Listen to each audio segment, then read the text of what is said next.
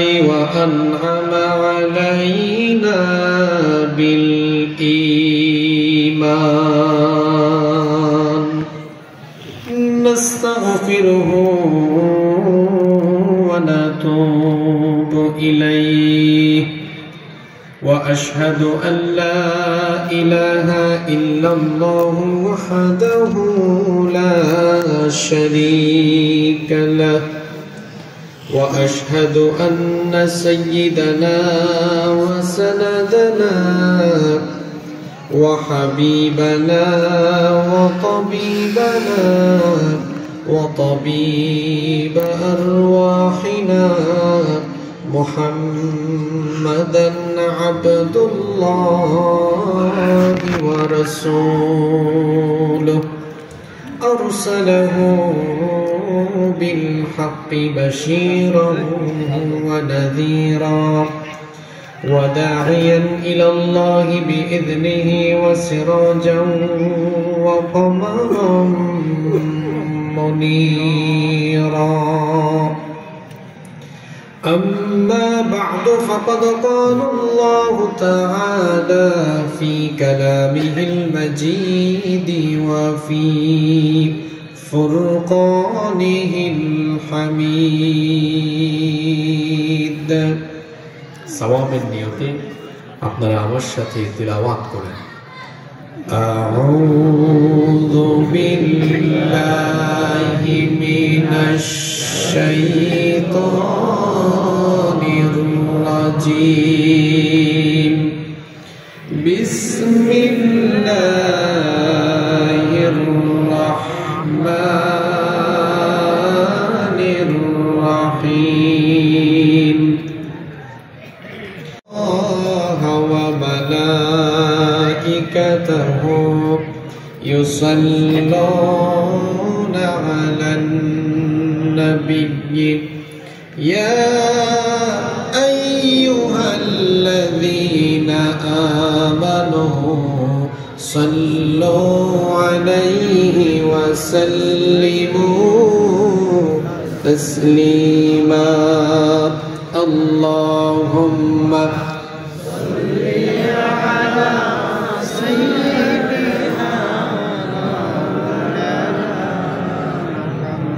وعلى آله سيدنا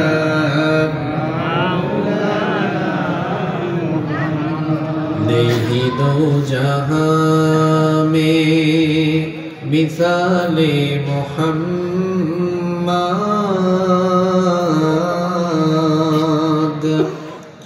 जमाले खुदा है कमाले मोहम्मद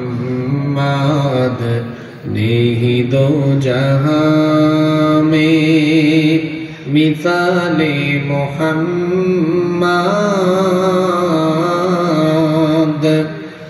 जमाले खुदा है कमाले मोहम्मद हृदय मोहम्मद अल्लाहुम्मा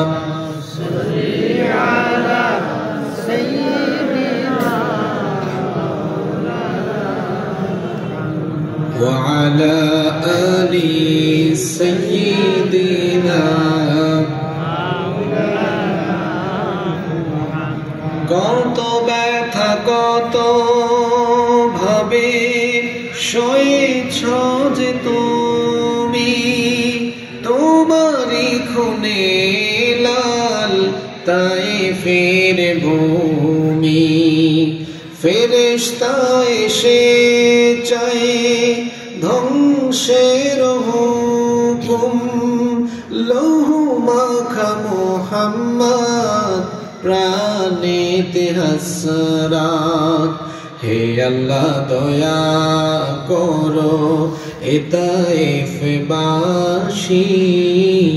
ওরা চিনেনি তো আমি যে মুহাম্মদ হৃদয়ে মুহাম্মদ আল্লাহুম্মা সাল্লি আলা সাইয়্যিদিনা মাওলানা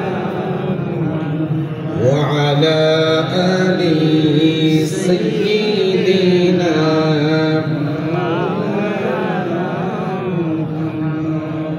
হেরার গুহায় তোমারি ধ্যান আসমান থেকে নামে আল কোরআন হেরার গুহায় তোমারি ধ্যান আসমান থেকে নামে আল কোরআন ভাঙলো সবার ভুল তোমারি পরে আসলো কোরআনের ছায়া তোলে খালিদ ওমর আলী আবু বকর ইসলামী ঝান্ডা নীল যে তুলে আল আমিন তুমি ছিলে যে সদা সকল মানুষের তরে হে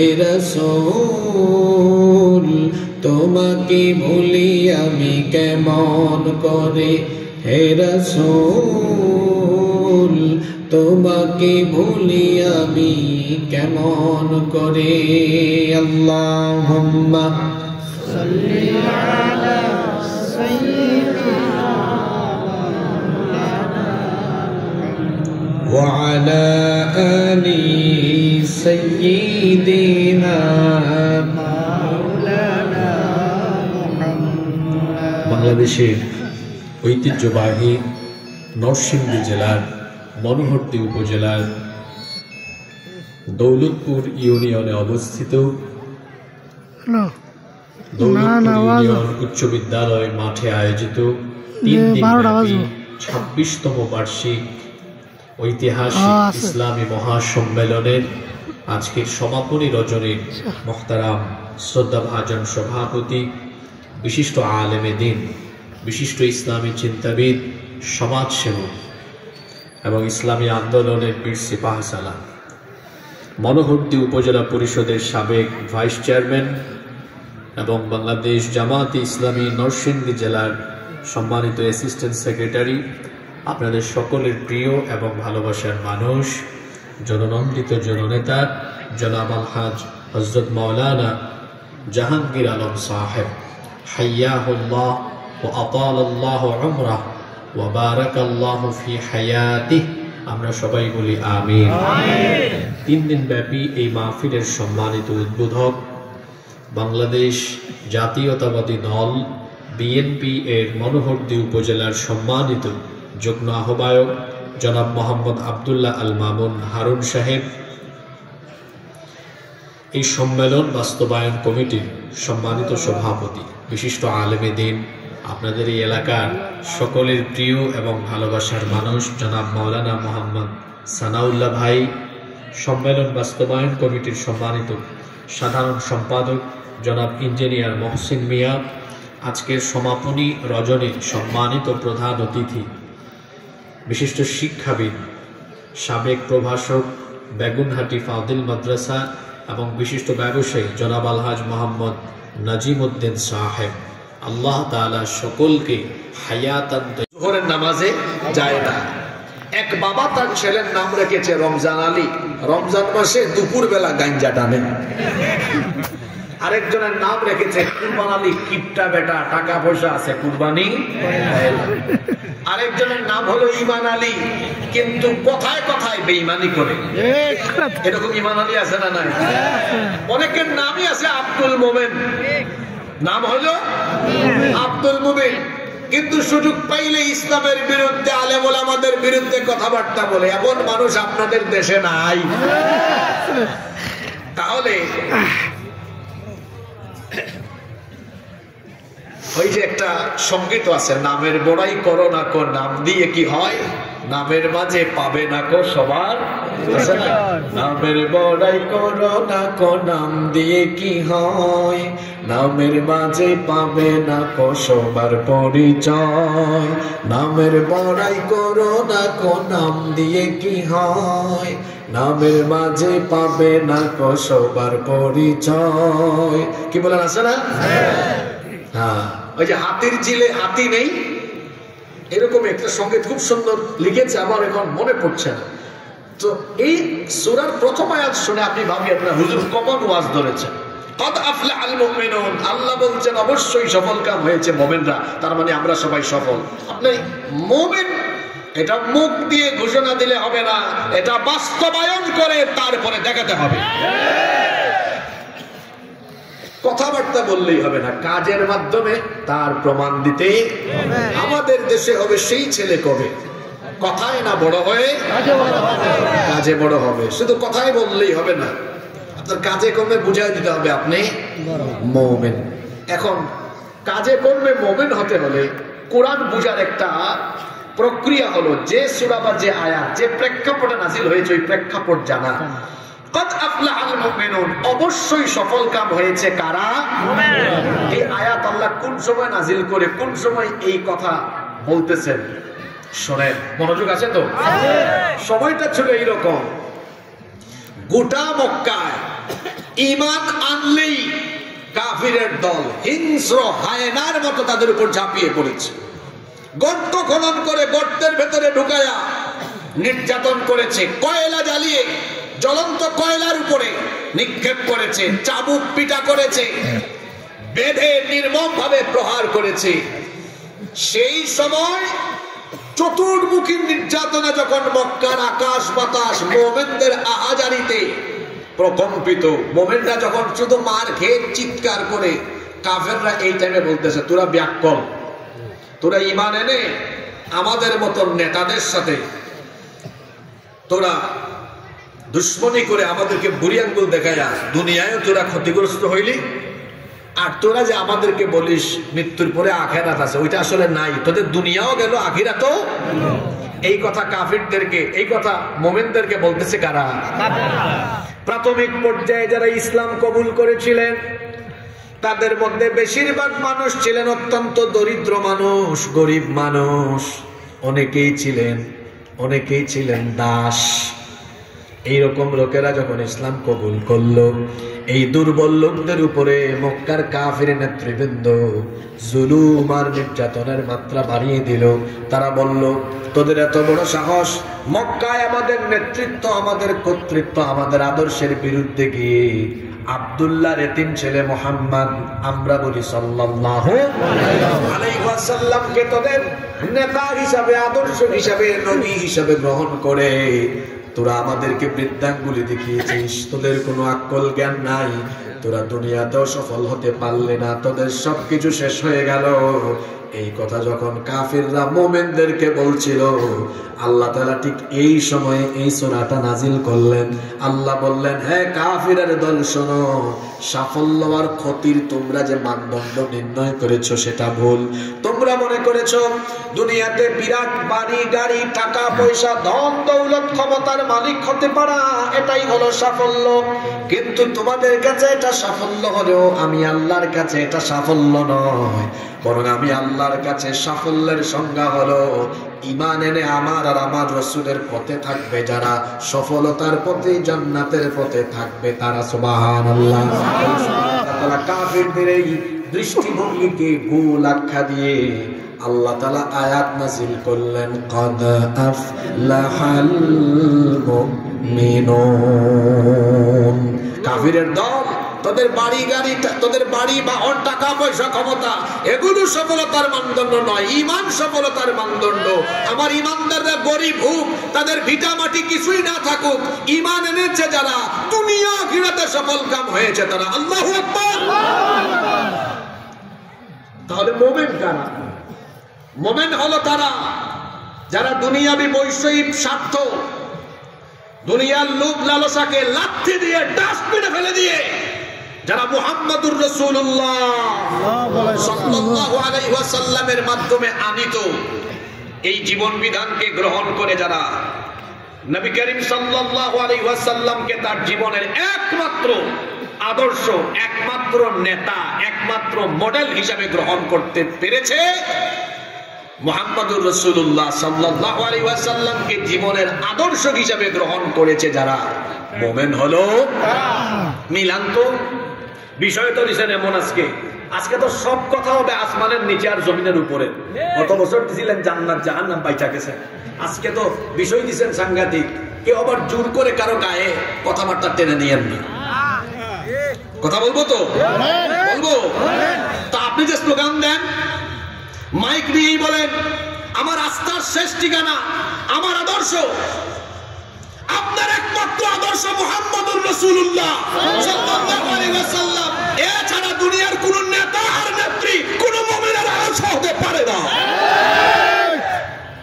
আপনি এখনো মুমিন হতে পারেন ওই ফজর আলীর মতো। আপনি ফজর আলীর নাম ফজর আলী, কিন্তু ফজরের নামাজে আসে না। আপনি নিজেকে বলেন মুমিন, আপনার নামও মুসলমানের, কিন্তু আপনি আস্থা ভালোবাসা আদর্শ বানিয়ে ফেলেছেন আরেকজনকে। না, একজন মুসলমান দুনিয়া কোন মানুষকে তার আদর্শ হিসাবে গ্রহণ করবে না, বরং সে আদর্শ হিসাবে একজনকে গ্রহণ করবে, তিনি মুহাম্মদুর রাসূলুল্লাহ সাল্লাল্লাহু আলাইহি ওয়াসাল্লাম। আচ্ছা আপনারা আমাকে বলেন তো, কেউ যদি লা ইলাহা ইল্লাল্লাহ এতটুকু বলে সে কি ইমানদার হতে পারবে? না। বাকিটুকু লাগবে কিনা? মুহাম্মাদুর রাসূলুল্লাহ।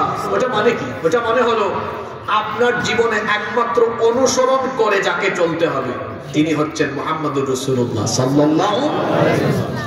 কেন তাকে অনুসরণ করবেন? কারণ আল্লাহ বলেছেন লাকাদ কানা লাকুম ফি রাসূলিল্লাহি উসওয়াতুন হাসানাতুন লিমান কানা ইয়ারজুল্লাহা ওয়াল ইয়াওমাল আখির ওয়া যাকারাল্লাহা কাসীরা।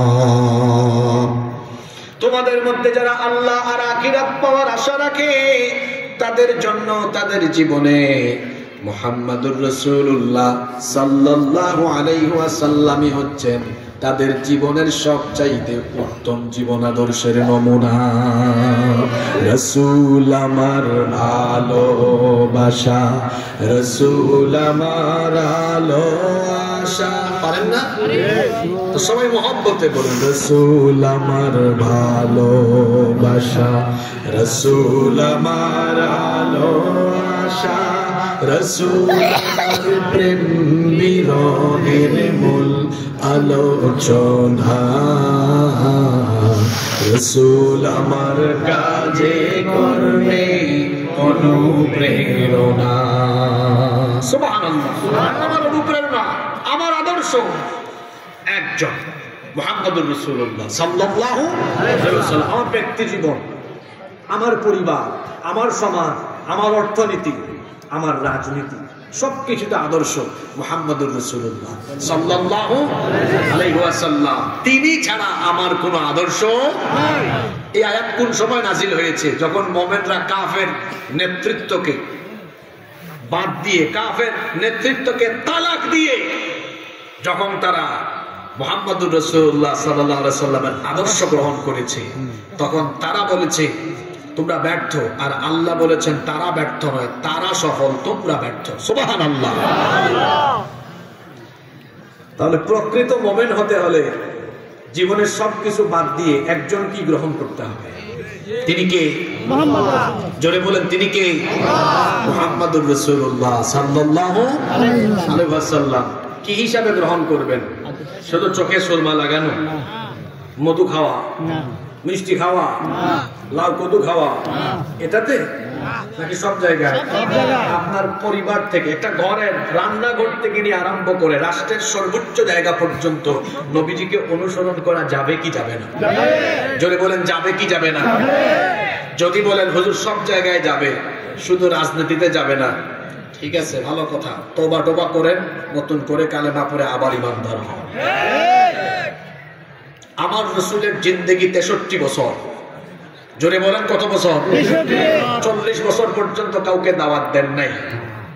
নবুয়ত পেলেন, দাওয়াত আরম্ভ করলেন। মক্কায় 13 বছর থেকেছেন, শুধু মার খেয়েছেন তিনি, তার সাহাবীরা নির্যাতিত হয়েছেন।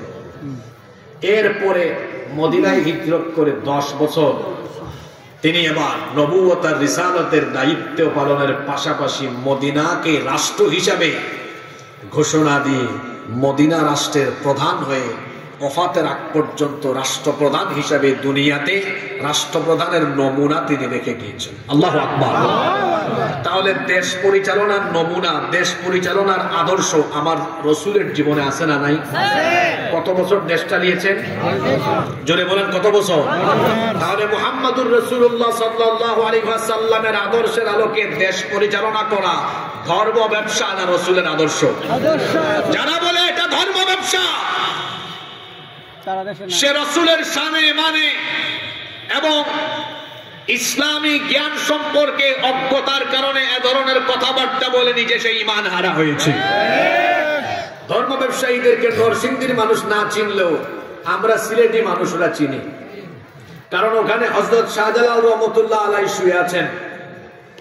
দেখা যায় নির্বাচনের টাইমে ওইখানে সাদা টুপি, সাদা পায়জামা, পাঞ্জাবি আর মাথায় হিজাব পট্টি দিয়ে মাজার জিয়ারত করে নির্বাচনী প্রচারণা আরম্ভ করে। নির্বাচনের টাইমে নামাজ আর নামাজ, হুজুরদের কাছে যাওয়া, ওয়াজ মাহফিলে আসা, দোয়া নেওয়া, আর ক্ষমতায় যাওয়ার পরে মাথার টুপি আর হিজাব পট্টি খুলে আলেম উলামাদেরকে জেলখানায় ভরে ইসলামের বিরুদ্ধে, মুসলমানদের বিরুদ্ধে ষড়যন্ত্র করে যারা এই দেশে প্রকৃত ধর্ম ব্যবসায়ী হলো তারা। এরা সকালে থাকে টুপি ছাড়া, বিকালে হয়ে যায় টুপিওয়ালা। কিন্তু আলেম উলামারা কিংবা যারা রাসূলের আদর্শ সমাজ রাষ্ট্র গঠন করতে চান, তারা সুরত পাল্টান না, সুরত ঠিকই থাকে। আমরা আদর্শ মোমেন হতে চাই, নবীজিকে অনুসরণ করে। আল্লাহ কবুল করেন। তাহলে প্রকৃত মোমেন কারা? একেবারে সংক্ষিপ্ত এক বাক্যে উত্তর হলো, নবীজিকে আদর্শ হিসেবে গ্রহণ করে ঈমানের পথে থাকবে যারা, আল কোরআনের আলোকে প্রকৃত মোমেন হলো তারা। তাহলে আমি মরার আগ পর্যন্ত যাকে অনুসরণ করে করে করে করে করে করে করে করে দুনিয়া থেকে যাব, তিনি আর কেউ নন, তিনি আর কেউ নন, তিনি মুহাম্মদুর রাসূলুল্লাহ সাল্লাল্লাহু আলাইহি ওয়াসাল্লাম। এটা করতে পারলে সে হবে মোমেন। আর সেই মোমেন জান্নাত লাভের জন্য কি কি করবে? এবার 2 নম্বর আয়াত থেকে পরবর্তী আয়াতে আল্লাহ তাআলা 7টা উপায় বলে দিয়েছেন। জোরে বলেন কয়টা? এই 7টা গুণ অর্জন করলেই আল্লাহ ওয়াদা করেছেন, আল্লাহ বলছেন আমি ওয়াদা করলাম আমি আমার 1 নাম্বার জান্নাত, কোনো 2 নাম্বার 3 নাম্বার না, একেবারে 1 নাম্বার জান্নাত, সর্বোচ্চ জান্নাত, সর্বোচ্চ জান্নাত, জান্নাতুল ফেরদাউস তোমাদেরকে দান করে দিব। সুবহানাল্লাহ। তাহলে 7টা গুণ আমাদের মধ্যে থাকার দরকার আছে না নাই? আরো জোরে বলেন, থাকার দরকার আছে না নাই? তাহলে চলুন দেখি প্রথম গুণটা কি। আল্লাহ তাআলা এবার পরের আয়াতে বলছেন প্রথম গুণটা হলো যারা পারেন আমার সাথে পড়বেন, قد أفلح المؤمنون الذين هم في صلاتهم خاشعون. Successful indeed are the believers, those who humble themselves in their prayer. সফল কাম হয়েছে তারা নামাজে খুশু', বিনয়, একাগ্রতা, একনিষ্ঠতা এর ভিত্তিতে নামাজ আদায় করেছে। তাহলে সফল কাম মুমিনের পরিচয় হলো, জান্নাতি মুমিনের পরিচয় হলো তারা নামাজে খুশু অবলম্বন করে। জোরে বলেন তো কি অবলম্বন করে? খুশু। আমরা তো বাংলা পারি, আরবি শব্দ অনেকের মুখ দিয়া বের হয় না, বের হবে কেমনে? আমি তো বের করতে চান না। একবার আমার সাথে বলেন, জান্নাতি মুমিনরা নামাজে যে বিষয়টা অবলম্বন করে সেটার নাম খুশু। সবাই বলেন সেটার নাম কি? খুশু। এটা আরবি শব্দ, এর বাংলা অর্থ কি? এর বাংলা অর্থ হলো বিনয়, ভয়, ভীতি, বিনয়, ঝুঁকে পড়া, অবনত হওয়া ইত্যাদি অর্থে ব্যবহার হয়। খুশু এর সম্পর্ক 2টা জিনিসের সাথে। খুশু এর সম্পর্ক কয়টা জিনিসের সাথে? একটা হলো দিল বা মন, মনের সাথে, আরেকটা হলো আপনার অঙ্গ প্রত্যঙ্গের সাথে। তাহলে খুশু এর সম্পর্ক কয়টা জিনিসের সাথে? একটা কিসের সাথে? দিল, দিল বা মন। আরেকটা কিসের সাথে? আপনার এই বডি স্ট্রাকচারের সাথে। দিলের খুশুটাই আসল। দিলের খুশু হলো আল্লাহর ভয়ে এই দিল প্রকম্পিত হওয়া। যদি দিলের মধ্যে আল্লাহর ভয় থাকে তাহলে অঙ্গ প্রত্যঙ্গেও তার বহিঃপ্রকাশ ঘটবে। আজকে অনেক মানুষ নিজে বলে মুমিন, কিন্তু তার নামাজে কোনো খুশু নাই। কিভাবে দাঁড়ায়? অলস হয়ে দাঁড়ায় নামাজে। দেখবেন এমনি দাঁড়াইলো। নামাজে অলস হয়ে দাঁড়ানো এটা মুমিনের স্বভাব না। এটা কার স্বভাব? মুনাফিকের। মাশাআল্লাহ, এখান থেকে কে জানি একজন বলেছেন, মাশাআল্লাহ, শুকরিয়া, ধন্যবাদ আপনাকে। নামাজে অলস হয়ে দাঁড়ানো কার স্বভাব? সামনে রমজান মাস আসতেছে, কিছু মানুষ এমনি দাঁড়ায়, আল্লাহ হাসেন এরকম। এটা মুমিন না, এটা কি? এটা আমার কথা নয়, আল্লাহ বলছেন মুনাফিকের স্বভাব হলো ওয়াইদা কামু ইলাস সালাতি কামু কুসালা ইউরাউনান নাস ওয়ালা ইয়াযকুরুনাল্লাহা ইল্লা কালিলা। কোরআনে কারীমের 4 নম্বর সূরা সূরাতুন নিসা এর 142 নম্বর আয়াতে রব্বুল আলামিন বলছেন, আর এই মুনাফিকরা যখন নামাজে দণ্ডায়মান হয়, এমন ভাবে দাঁড়ায়, অলস হয়ে নামাজে দাঁড়ায়, এরা আল্লাহকে খুশি করার জন্য নয়, মানুষকে দেখানোর জন্য নামাজে দাঁড়ায়। মুমিন তো এভাবে নামাজ আদায় করবে না। কার নামাজে খুশু নাই আপনি কেমনে বুঝবেন? যখন ভাইয়েরা এদিকে তাকান, আজকের বিষয় খুবই গুরুত্বপূর্ণ। দেখবেন কিছু মানুষ আছে নামাজে দাঁড়ায়া একটু পরপর খালি এমনি এমনি করে বাটন লাগায়, বোতাম লাগায়, তারপর যা দাঁড়িয়ে আছে দাড়ি খিলাল করে, আছে না? আল্লাহ রসুল একবার মসজিদে ঢুকে দেখলেন এক ব্যক্তি নামাজে দাঁড়ায়া তার দাড়ি নিয়ে খেলাধুলা করছে, দাড়ি নিয়ে খেলাধুলা করছে। আল্লাহ রসুল বললেন, লাউ খাশাআত কলবুহু লা খাশিআত জাওয়ারিহু। এই লোকটার অন্তরে দিলে যদি আল্লাহর ভয় থাকতো, তাহলে নামাজে দাঁড়িয়ে এইভাবে দাড়ি নিয়ে খেলাধুলা করতো না। অনেকে দেখবেন নামাজে দাঁড়ায়া গরিব টাইমের দিকে তাকায়, হুজুর যদি লম্বা কেরাত পরে হে পিছন থেকে সিগন্যাল মারে, এইরকম কাশি দেবেন না, কাশি দেবেন না নামাজি। আপনাদের নরসিংদীতে নাই তো সিগন্যাল মারে, বিশেষ করে শেষ বৈঠকে তাশাহুদে যদি তার কাম আগে শেষ হয়ে যায়, কে বলেন এরকম আছে না নাই? যদি ইমাম সাহেবকে সিগন্যাল দেওয়ার উদ্দেশ্যে এই কাজ সে করে থাকে, তার নামাজ বাতিল হয়ে যাবে। অনেকে আছে নামাজে দাঁড়ায় এক ঘড়ির টাইম দেখে, ফ্যান গুনে। দুই বন্ধু একবার নামাজে ঢুকেছে, ঢোকার পরে নামাজ পড়ে বের হইয়া বাইরে গিয়ে এক দুস্থ আরেক দুস্থকে বলতেছে, দোস্ত দেখছো এই মসজিদে কতগুলা ফ্যান? কয়টা? 103টা। তুই গুনলি কখন? কই হুজুর হুজুরের কাম করছে, আমার কাম আমি করছি। এর নামাজে খুশু আছে? যদি বলেন আছে? নামাজে ঢুকেছে, নামাজে কোনো মনোযোগ নাই, তার মনোযোগ তার ব্যবসা বাণিজ্যের দিকে, তার মনোযোগ তার বিভিন্ন কাজকর্মের দিকে। অনেক সময় নামাজে মনোযোগ অন্যদিকে ডাইভার্ট হয় কি হয় না? আল্লাহর নবী বলেছেন, যখন কোনো ব্যক্তি নামাজের মধ্যে তার মনোযোগ নামাজ থেকে অন্যদিকে দিয়ে দেয়, আল্লাহ তখন ওই বান্দার কাছ থেকে তার রহমতের দৃষ্টি উঠায় নেন। আর বান্দা যখন নামাজে মনোযোগী থাকে, আল্লাহ ওই বান্দার প্রতি তার রহমতের নজরে তাকাতে থাকে। অনেকে নামাজে অমনোযোগী হয়। একবার এক বাজারের কেন্দ্রীয় মসজিদে এশার নামাজের পরে হুজুর মুসল্লিদেরকে বলতেছেন, সম্মানিত মুসল্লিবৃন্দ, আজকে নামাজ 3 রাকাত হইল না 4 রাকাত হইল সন্দেহ লাগতেছে। কেউ কোনো কথা কয় না। হঠাৎ করে এক মুসল্লি দাঁড়িয়ে বলে, হুজুর আমি 100% নিশ্চিত আপনার নামাজ আজকে 3 রাকাত হয়েছে। হুজুর বললেন, আপনি এত নিশ্চিত হলেন কিভাবে? ওই মুসল্লি বলছে, হুজুর এই বাজারে আমার 4টা দোকান আছে, আমি এশার নামাজে আসলে প্রতি রাকাতে আমার এক একটা দোকানের হিসাব কমপ্লিট করি, প্রতিদিন আমার 4টা দোকানের হিসাব শেষ হয়। আজকে কি হইলো বুঝলাম না, 3টা দোকানের হিসাব করলাম, একটা দোকানের হিসাব বাকি আছে, আমি নিশ্চিত আপনার নামাজও 1 রাকাত বাকি আছে। আপনাদেরকে হাসানোর জন্য বলছি না, এই যে তার নামাজের মনোযোগ নামাজ থেকে অন্যদিকে চলে গেল, এই মুসল্লির নামাজে কি খুশু আছে? জোরে বলেন, খুশু আছে? এখন বলতে পারেন, হুজুর নামাজে খুশু না থাকার কারণ কি? নামাজে খুশু না থাকার প্রধান কারণ হলো নামাজকে আমরা উপলব্ধি করতে পারি না, নামাজ আমরা বুঝি না। রাগ করবেন না, এখানে তো বেশিরভাগ মানুষই এমন থাকতে পারেন, নামাজের তাকবীর থেকে নিয়ে সালাম ফেরানো পর্যন্ত নামাজে কি পড়ে কিছুই সে বুঝে না। যদি বুঝতো তাহলে নামাজে মনোযোগ অন্যদিকে যেত না। মনে রাখবেন, নামাজ শুধু রুকু সাজদা দেওয়ার মতো কোন একটা ইবাদতের নাম না, বরং নামাজ হলো এমন একটি ইবাদত, বান্দা যখন নামাজে দাঁড়িয়ে যায় আমার আল্লাহ তখন ওই বান্দার সাথে কথা বলতে থাকে। এটা যদি আপনি বুঝতেন, উপলব্ধি করতে পারতেন, নামাজে মনোযোগ, আল্লাহর কসম নামাজে মনোযোগ অন্যদিকে যেত না। হাদিসে কুদসিতে আল্লাহ তাআলা বলেছেন, কাসসামতুস সালাতু বাইনি ওয়া বাইনা আবদি নিসফাইন। আল্লাহ তাআলা বলেছেন, আমি নামাজকে আমার আর আমার বান্দার মধ্যে দুই ভাগ করে দিয়েছি। নামাজের অর্ধেক হলো আমার আর অর্ধেক হলো আমার বান্দার। সুবহানাল্লাহ। অর্থাৎ নামাজে যখন আমার বান্দা দাঁড়ায় তখন আমি আল্লাহ তার সাথে কথা বলি।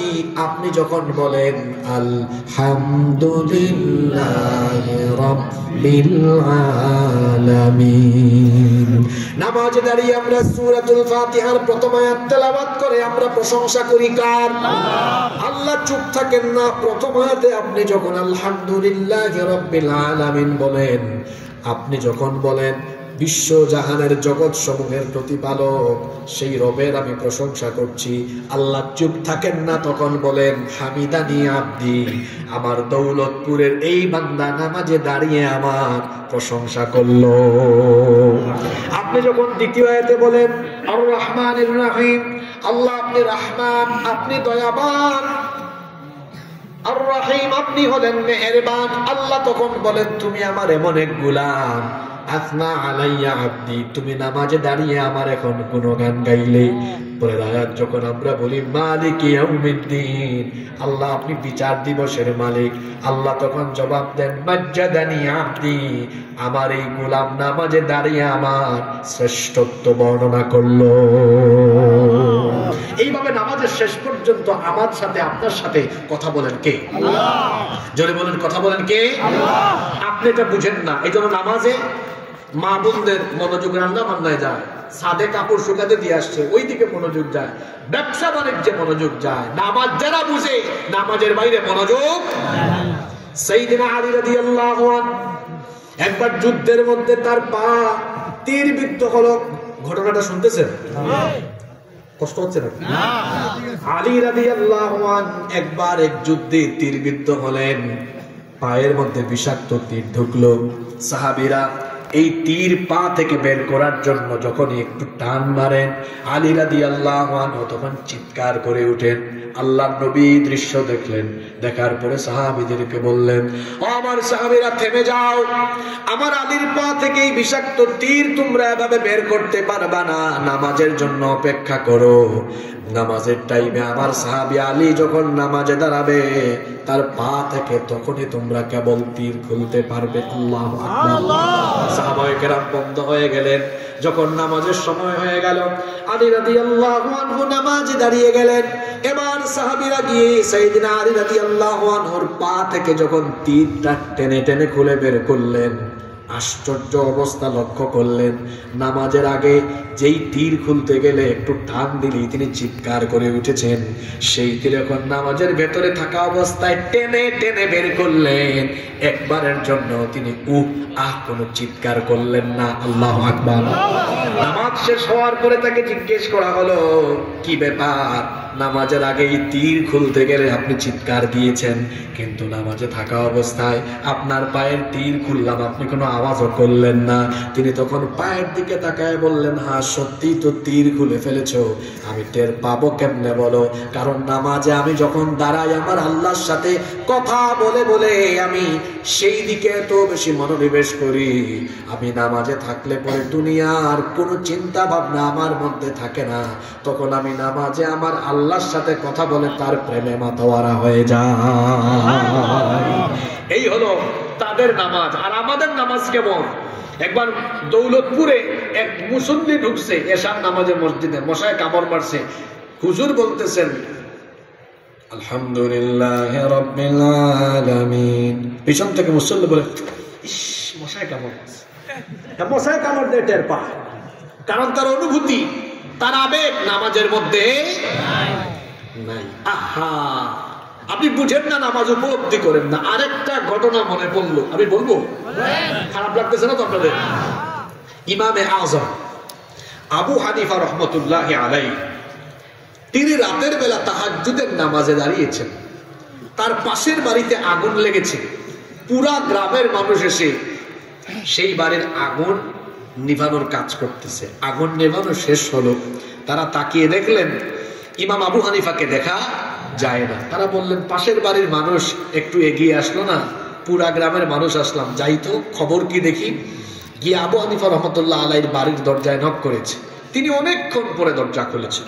তারা জিজ্ঞেস করলেন, কি ব্যাপার, আপনার পাশের বাড়িতে আগুন লাগে, আপনি ঘর থেকে একটু বেরো হন না, কেমন মানুষ আপনি? তিনি বললেন, আগুন কখন, কিভাবে?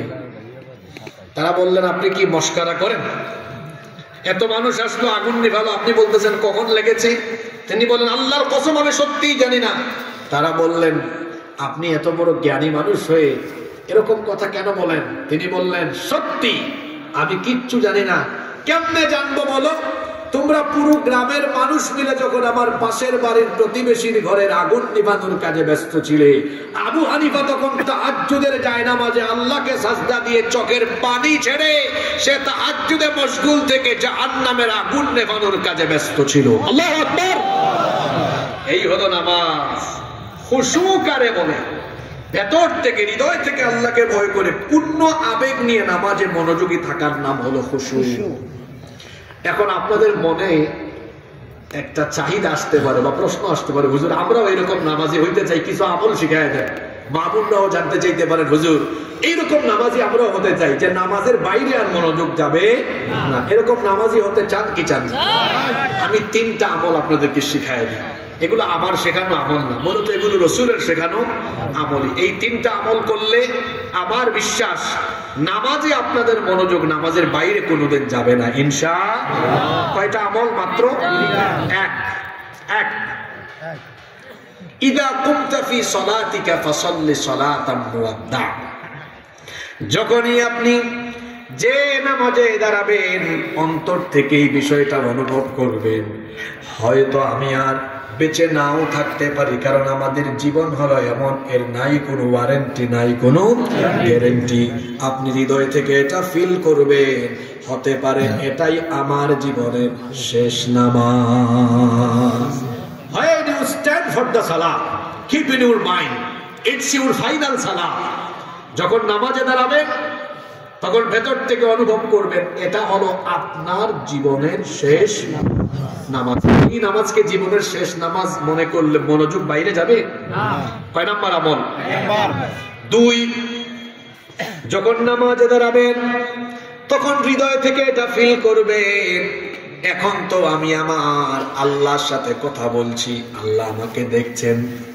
আনতা আবুদাল্লাহ কাআন্নাকা তারাহু ফাইন লাম তাকুন তারাহু ফাইন্নাহু ইয়ারাকা। ইবাদত এমন ভাবে করো যেন তুমি আল্লাহকে দেখছো। তুমি যদি আল্লাহকে দেখতে নাও পারো, মনে রেখো তোমার রব তোমাকে দেখতে পাচ্ছে। এই অনুভূতি থাকা। আমার সাথে কথা বলছেন কে? আল্লাহ। 3, রুকু আর সাজদার মধ্যে তাড়াহুড়া করবেন না। আমার দেশে অনেক মানুষ আছে রুকু সাজদায় তাড়াহুড়া করে, এত দ্রুত রুকু আর সাজদা মারে, দেখলে মনে হয় এত নামাজ না যেন ফিজিক্যাল এক্সারসাইজ করে। আল্লাহর নবী বললেন, আসওয়াউন নাসি সারিকা আল্লাযী ইয়াসরিকু মিন সালাতি। আল্লাহর রাসূল বললেন, সবচাইতে নিকৃষ্ট চোর হলো যে নামাজ চুরি করে। নিকৃষ্ট চোর কারা? নামাজের মধ্যে চুরি করে। সাহাবারা তখন বললেন, ওয়া কাইফা ইয়াসরিক সালাতাহু ইয়া রাসূলুল্লাহ। আমরা বলি সাল্লাল্লাহু আলাইহি ওয়াসাল্লাম, ওগো আল্লাহর নবী নামাজ আবার চুরি করে কেমনে? আল্লাহর নবী তখন বললেন, নামাজ চোর হলো তারা লা ইউতিম্মু রুকুআহা ওয়ালা সুজুদাহা ওয়ালা খুশুআহা। যারা নামাজের রুকু সাজদা ঠিকমতো আদায় করে না, যারা নামাজে বিনয়ী থাকে না, এরা হলো নামাজ চোর।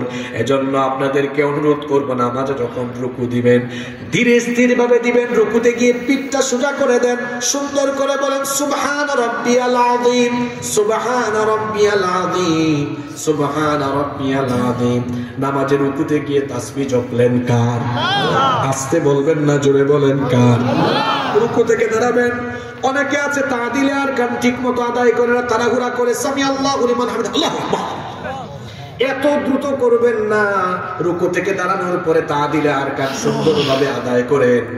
এখানে আবার আল্লাহর হাম প্রশংসা করেন, রব্বানা লাকাল, সবাই বলেন রব্বানা লাকাল। এতটুকু বলে নামাজ হয়, অসুবিধা নাই, কিন্তু আরেকটু বাড়ায়া পড়ার চেষ্টা করবেন। হামদান কাসীরান তাইয়িবান মুবারাকান ফি। এক সাহাবী এটা নামাজে পড়েছিলেন, আল্লাহর নবী সালাম ফিরায়া বললেন, আজকে আমার পিছনে নামাজ আদায় করতে যে অতিরিক্ত কিছু কে পড়েছো? কেউ হাত তুলে না। যিনি পড়েছেন চিন্তা করলেন, আমি তো মনে মনে পড়লাম। নবীজি কেমনে টের পেলেন? তিনি ভয়ে ভয়ে হাত তুললেন, দাঁড়ালেন, বলেন আমি পড়েছি। আল্লাহর নবী বললেন, তুমি পড়েছো। তুমি হয়তো ভাবছো আমি জানলাম কেমনে, আমি নবী, আমি যা জানি তুমি তা জানো? শোনো, তুমি তো জানো না সাহাবী, তুমি যখন নামাজের রুকু থেকে দাঁড়িয়ে রব্বানা লাকাল হামদের পরে হামদান কাসীরান তাইয়িবান মুবারাকান ফীহি এতটুকু পর্যন্ত বৃদ্ধি করে যখন তুমি পড়লে, আমি নজর করে দেখলাম একজন দুইজন নয়, আল্লাহর রহমতের 33 জন ফেরেশতা প্রতিযোগিতা আরম্ভ করেছে, তারা কে তোমার আমল নামায় কত বেশি সওয়াব লিখবে। এই আমলটা আপনারা করবেন তো? আমার সাথে বলেন, রব্বানা লাকাল হামদ হামদান কাসীরান তাইয়িবান মুবারাকান ফীহি। এবারে সাজদায় যখন যাবেন তাড়াহুড়া করবেন না, সুবহান রাব্বিয়াল আলা। এই আমলটা আমার দেশের অনেক মানুষ করে না। আল্লাহর নবী সাজদায় নিয়মিত একটা দোয়া পড়তেন, আল্লাহুম্মা গফিরলি যামবি কুল্লাহ দিক্কাহু ওয়া জিল্লাহ ওয়ালানিয়াতাহু ওয়া সিররাহু ওয়া আউওয়ালুহু ওয়া আখিরাহু। কি সুন্দর দোয়া, এটা আমরা অনেকেই পড়ি না। আল্লাহুম্মা গফিরলি যামবি কুল্লাহ, হে আল্লাহ আমার সকল গুনাহ মাফ করো, দিক্কাহু ওয়া জিল্লাহ ওয়া আউওয়ালুহু ওয়া আখিরাহু ওয়া আলানিয়াতাহু ওয়া সিররাহু, ছোট বড় প্রথম শেষ গোপন প্রকাশ্য সকল গুনাহ তুমি মাফ করে দাও। কেন নবীজি সাজদায় এই দোয়াটা করতেন? কারণ আল্লাহর নবী বলেছেন, বান্দা যখন সাজদা দেয় তখন বান্দা আল্লাহর এতটা কাছে চলে যায়, আল্লাহ আর বান্দার মাঝখানে কোনো পর্দা থাকে না। তো ওই সময় দোয়া করলে দোয়া কবুল করবেন কি আল্লাহ। নামাজে মনোযোগ আনার 3টা কৌশল শিখিয়ে দিলাম। কয়টা? কে মনে রাখছেন দেখি? 1 নাম্বার, ওই নামাজকে জীবনের শেষ নামাজ মনে করা। 2 নাম্বার, এই অনুভূতি রাখা, আমি কথা বলছি কার সাথে? আল্লাহ। এই রুকু সাজদা ধীরে ধীরে আদায় করা। যদি আমরা এইভাবে করে নামাজের মধ্যে খুশু ফিরায় আনতে পারি, আল্লাহ তাআলা বলছেন, قد أفلح المؤمنون الذين هم في صلاتهم خاشعون.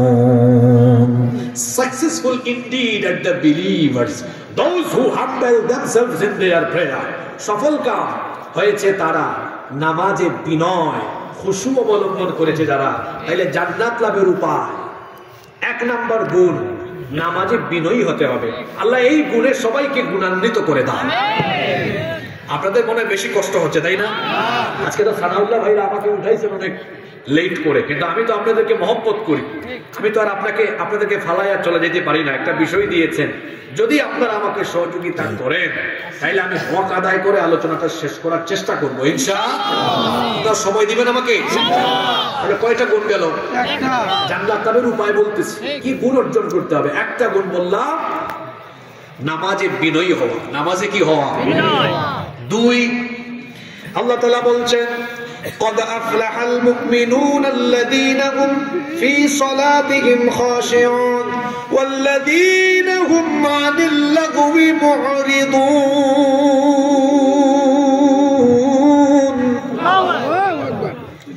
সফল কাম হয়েছে তারা অনর্থক, অহেতুক, অপ্রয়োজনীয়, অপ্রাসঙ্গিক কথাবার্তা এবং কাজ থেকে নিজেকে সেভ করে তারা।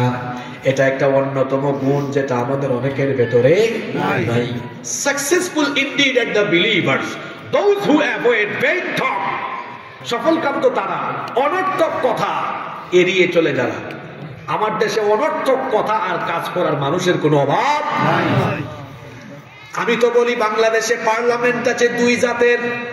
একটা হলো জাতীয়, যেটা ঢাকায় অবস্থিত ন্যাশনাল পার্লামেন্ট, আর আরেকটা পার্লামেন্ট হলো প্রত্যেক এলাকার চায়ের দোকান। সেখানে চায়ের দোকানদার থাকে স্পিকারের ভূমিকায়, আর চা খোরেরা থাকে সাংসদের ভূমিকায়। ওখানে বসে মানুষ চা খায় আর অনর্থক কথা বলে, অপ্রয়োজনীয় কাজ করে, সিনেমা দেখে, নাটক দেখে, এভাবেই তার অপ্রয়োজনীয় কথা আর কাজের মাধ্যমে তার সময়টা কাটায়। একজন মুমিন তো অনর্থক কাজ করে করে সময় কাটাতে পারে না। আল্লাহ তাআলা কোরআনে কারীমের 25 নম্বর সূরা সূরাতুল ফুরকানের 72 নম্বর আয়াতে বলছেন, ওয়াল্লাযীনা লা ইয়াশহাদুনাজ যুর ওয়া ইযা মাররু বিল লাগবি মাররু কিরামা। মুমিন তো হলো তারা অনর্থক কথা বা কাজ এইরকম কিছু হয় বা ঘটে, এসবের কাজ দিয়ে যখন যায় তখন তারা সেটা অ্যাভয়েড করে চলে যায়। আবার আল্লাহ তাআলা কোরআনে কারীমের 28 নম্বর সূরা কসাসে 55 নম্বর আয়াতে আরো সুন্দর করে বলছেন, ওয়া ইযা সামিউল লাগওয়া আ'রাদু আনহু ওয়া ক্বালু লানা আমালুনা ওয়া লাকুম আমালুকুম সালামুন আলাইকুম লা নাবতাগিল জাহিলিন। আল্লাহ তাআলা বলছেন মুমিনদের স্বভাব হবে এমন, তারা অনর্থক কিছু শুনলে বলে সেটা এড়িয়ে চলবে। তারা বলবে, ভাই আমাদের কাজ আমাদের জন্য, তোমাদের কাজ তোমাদের জন্য, আমার কাজ আমি করি, তোমার কাজ তুমি করো। মুমিনরা কখনো মন্দ কথাবার্তা, মন্দ কিছু শুনলে মন্দের জবাবে মন্দ কিছু করে সময় নষ্ট করে না। আল্লাহ তাআলার জন্য সূরা ফুরকানের শেষের দিকে তার প্রিয় বান্দাদেরকে রহমানের বান্দা বলে অভিহিত করে তাদের গুণাবলী বর্ণনা করতে গিয়ে বলেছেন, ওয়া ইবাদুর রহমানিল্লাযীনা ইয়ামশুনা আলাল আরদি হাওনা ওয়া ইযা খাতাবাহুমুল জাহিলুনা ক্বালু সালামা। রহমানের বান্দা হলো তারা জাহেলদের সাথে তর্ক না করে, জাহেলদেরকে এড়িয়ে চলে যারা মন্দের জবাবে মন্দ নয়। আমার সাথে কেউ খারাপ আচরণ করলে আমি খারাপ আচরণ করব না, অনর্থক কথা বা কাজ করার সময় আমার নাই। বরং মুমিনের কাছে দুনিয়াটা হলো পরীক্ষার হলের মতো। পরীক্ষার হলে একজন ভালো ছাত্র যেমন তার জন্য বরাদ্দ করা 3 ঘন্টা সময়ের 1টা সেকেন্ডও সে নষ্ট করে না। প্রশ্ন হাতে পেয়ে সে যেমন মনোযোগের সাথে লিখতে থাকে, সময় নষ্ট করে না, ঠিক তেমনি একজন মুমিনও মরণের আগ পর্যন্ত ফালতু অহেতুক কোনো আজে বাজে কাজ না করে দুনিয়ার সময়গুলোকে আল্লাহর গোলামি করে করে কাজে লাগায়। তাহলে সময় নষ্ট না করে অহেতুক কথা কাজে লিপ্ত না হয়ে আল্লাহর গোলামির পথে জীবন পরিচালনা করে যারা প্রকৃত মুমিন এবং জান্নাতে মুমিন হলো তারা। আমরা শুধু ঠিক ঠিক আর সুবহানাল্লাহ কইতে জানি, এই গুণ কয়জনের ভেতরে আছে? খামাখা অযথা সময় নষ্ট করি আমরা। এখনকার যুবকরা 3টা 4টা পর্যন্ত মোবাইলে অযথাই পড়ে থাকে, 3টা 4টা পর্যন্ত তারা মোবাইলে তাহাজ্জুদ পড়ে। এই যদি অবস্থা হয় তাহলে হবে?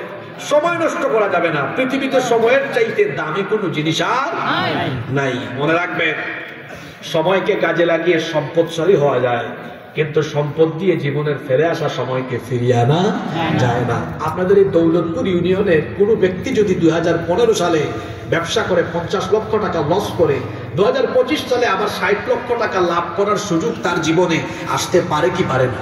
আসতে পারে। কিন্তু যে জীবন আমাদের চলে গেল, যে সময় চলে গেল, বলেন দুনিয়ার সব সম্পদ দিয়ে ফেলে আসা সময় 2024 সাল আর ফিরে আনতে পারবেন? তাহলে বুঝে গেল, টাকা গেলে টাকা পাওয়া যায়, সম্পদ গেলে সম্পদ পাওয়া যায়, সময় গেলে সময় পাওয়া যায়। এজন্য বুদ্ধিমানরা সময় নষ্ট করে অহেতুক কাজ করা যাবে না, ফালতু কাজ করা যাবে না, অপ্রাসঙ্গিক অপ্রয়োজনীয় কথাবার্তা কাজকর্ম এড়িয়ে চলবে যারা প্রকৃত মুমিন এবং জান্নাতে মুমিন হলো তারা। আল্লাহ আমাদেরকে সেই কোয়ালিটি অর্জনের তৌফিক দান। নাম্বার 3 নম্বর মুমিনের 3 নম্বর কোয়ালিটি হলো, আল্লাহ তাআলা বলছেন, ওয়াল্লাযীনা হুম লিয-যাকাতি ফাঈলুন।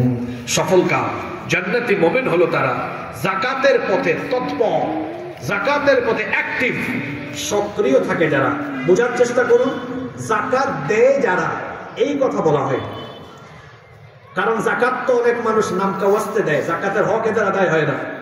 এরা রমজান মাস আসতে তারা অনুমান করে, হিসাবও করে না, অনুমান করে একটা অ্যামাউন্ট বের করে তারপর ঢাকার বঙ্গবাজারে বা ইসলামপুরে গিয়ে বা অন্য কোনো জায়গায় গেলে একেবারে ফালতু যত শাড়ি আর ফালতু যত লুঙ্গি আছে তা একবারের বেশি পরা যায় না। কিছু দোকানের সামনে লিখাই আছে এখানে জাকাতের শাড়ি লুঙ্গি পাওয়া যায়, ওইটা কিনে এনে বিতরণ করলো।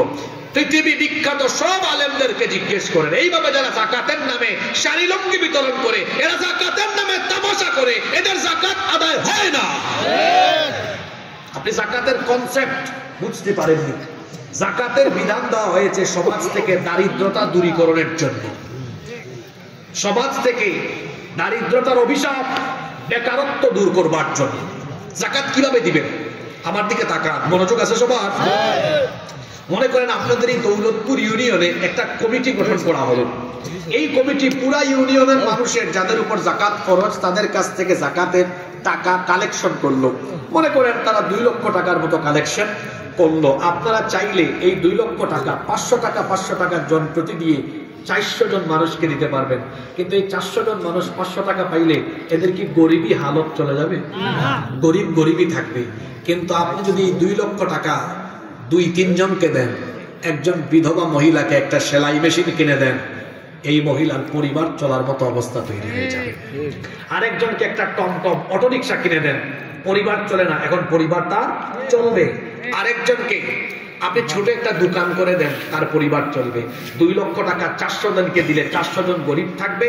2 লক্ষ টাকা 3 জন বেকারকে, অভাবী মানুষকে দিলে 3টা পরিবার গরিবী হালত থেকে বের হয়ে যাবে। আল্লাহু আকবার। যাকাত দিতে হয় এইভাবে। আমার দেশের মানুষ যাকাতের কনসেপ্ট বুঝে না, যেন বেশিরভাগই যাকাত আদায় করে, এদের যাকাত আদায় হয় না। যদি এই দেশটা ইসলামী সরকার থাকতো, এখানে ইসলামী রাষ্ট্র হতো, তাহলে ইনকাম ট্যাক্সের ফাইল যেমন আপনাদের জমা থাকে, জাকাত মন্ত্রণালয়ে, জাকাত মন্ত্রীর দফতরে এদেশের প্রত্যেক মুসলমানদের আয় ব্যয়ের হিসাব থাকতো। বছর শেষে চিঠি আসতো, আপনার জাকাত নিয়ে মন্ত্রণালয়ের অফিসে দৌড়ান, জাকাতের টাকা দিতেন। তখন দেখা যেত বাংলাদেশে সেন্ট্রালি জাকাতের টাকা যদি কালেক্ট করা হয়, মনে করেন 70 লক্ষ বেকারকে এই বছর 2 লক্ষ টাকা দেওয়া হলে 1 বছরে জাকাতের টাকা দিয়া 70 লক্ষ বেকার যুবককে তাদেরকে স্বাবলম্বী করা যাবে। সুবহানাল্লাহ। এইভাবে চালালে পরে আমি চ্যালেঞ্জ করে আজকে দৌলতপুর স্কুল থেকে বলে গেলাম, 10 বছর পরে বাংলাদেশে একজন গরিব মানুষ কেউ খুঁজেও বের করতে পারবে না। কিন্তু আমরা কি করেছি? আল্লাহর দেওয়া জাকাতের ফর্মুলা বাদ দিয়ে শয়তানের দেওয়া সুদের ফর্মুলা গ্রহণ করেছি। এই জন্য আমার জাতি মাথা উঁচু করে দাঁড়াতে পারে না। আপনারা দোয়া করেন এই দেশের দায়িত্ব যেন ইসলাম ওয়ালারা গ্রহণ করে। আল্লাহ যেন এই দেশটাকে ইসলাম ওয়ালাদের হাতে তুলে দেন। এই দেশের দরিদ্রতা থাকবে না, ক্ষুধা থাকবে না, এই দেশ থেকে দারিদ্রতা নির্মূল হবে ইনশাআল্লাহ। আমার দেশে চোর 2 জাতের চোর আছে, একটা হলো অভাবের আর একটা হলো স্বভাবের। এক ব্যক্তির ঘরে খাবার দাবার নাই, যাচ্ছে দৌলতপুরের রাস্তার পাশ দিয়ে, একটা সবজি ক্ষেতের পাশ দিয়ে, তার বউ বলছে ঘরের মধ্যে 2-3 দিন খাবার নাই, কিছু ফুলকপি, কিছু টমেটো, কিছু লাউ শাক লুঙ্গির মধ্যে ঢুকাইয়া চুরি করে নিয়ে চলে যাচ্ছে। এটা অভাবের চোর না স্বভাবের চোর? ঢাকায় সচিব, ডিসি, এসপি আরো বড় বড় দায়িত্বে আছে, সরকার তাকে বেতন দেয়, ভাতাও দেয়, সরকারি বাসভবন দিয়েছে, ও তাকে সরকারি কোয়ার্টার দিয়েছে থাকার জন্য, গাড়িও দিয়েছে। এই বেটা এত কিছু পাওয়ার পরেও ঘুষ ছাড়া একটা কামও করে না। তারপরে করমের খোঁটায় দুর্নীতি করে, চুরি করে। আপনারা কি তাকে অভাবের চোর বলবেন না স্বভাবের চোর বলবেন? আমার দেশে অভাবের চোর বেশি না স্বভাবের চোর বেশি? জেনজি এখানে আছে, আমি দেখতে পাচ্ছি, বিপ্লবীরা এখানে আছে, তরুণেরা, যুবকেরা এখানে আছে। ও আমার ভাইয়েরা, নতুন বাংলাদেশে আমরা যদি এই বাংলাদেশকে দুর্নীতি মুক্ত করতে চাই, ওই স্বভাবের চোরেরা যে সকল চেয়ারে বসে আছে, ওই চেয়ারগুলোতে বিকল্প হিসাবে কোরআনওয়ালা সব মানুষদেরকে বসায় দিতে হবে। চোরের দল পেট ভরে না। আলহাকুমুত তাকাসুর হাত্তা যুরতুমুল মাকাবির। রাসূল তাকাসুরে বলেছেন প্রাচুর্য এদের মন ভরাতে পারে না। এর বাড়ি আছে নরসিংদীতে, আছে ঢাকায়, আরেকটা যদি বেগম পাড়ায় হইতো, যদি নিউ ইয়র্কে হইতো, নিউ ইয়র্কে আছে, তাও চুরি করে, চোরের চোর। তার পেট ভরে না। হাত্তা যুরতুমুল মাকাবির, এই অবস্থায় কবরে যায়। আর রাসূল কি বলেছেন? এই চোরের পেট ভরবেও না। কবরের 3.5 হাত মাটি ছাড়া এর পেট দুনিয়ার কোনো কিছু দিয়ে ভরবে। এরকম চোর আমার দেশে আছে না নাই? সম্মানিত ভাই, বলছিলাম যাকাতের কথা। যাকাতের কনসেপ্ট আমরা অনেকে বুঝি না। এই আয়াতে আল্লাহ বলছেন সফল কাম মোমেন তারা যারা যাকাত আদায় শুরু করে না। বলা হয়েছে ওয়াল্লাযীনা হুম লিয-যাকাতি ফাইলুন, যাকাতের প্রতি অ্যাক্টিভ, কর্মতৎপর থাকে। মানে কি? মানে হলো তারা মনে করে যাকাত শুধুমাত্র নামকাবস্তায় আদায় করলে হয় না, বরং যাকাতের মাধ্যমে আমার সম্পদের পবিত্রতা, জীবনের পবিত্রতা আর আমার সমাজটাকেও আমি পবিত্র করব। দারিদ্রতা থাকে ওই সমাজে তখন চুরি বাড়ে, ডাকাতি বাড়ে, ছিনতাই বাড়ে, রাহাজানি বাড়ে।